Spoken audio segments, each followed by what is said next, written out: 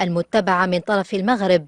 واعتبر قسنطيني في تصريح لقناة البلاد أن الجزائر في غنى عن الاتحاد مع دولة سماها بدولة مخدرات تسوق السموم للشباب.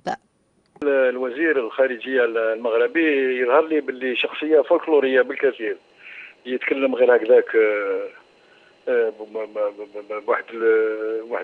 يهجم هكذاك على الجزائر في العداء نتاعو، وهذا يلزم يتوقف على حدوده. هذا من جهة. من جهة أخرى هنا الشعب الجزائري ما عنده حتى رغبة باش يشترك مع دولة الحشيش، مع دولة المخدرات.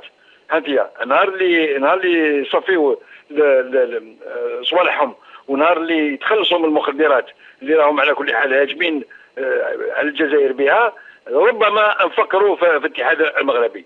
انا نعتبر باللي المغرب حاليا بواسطه المخدرات راه في حاله حرب مع الجزائر.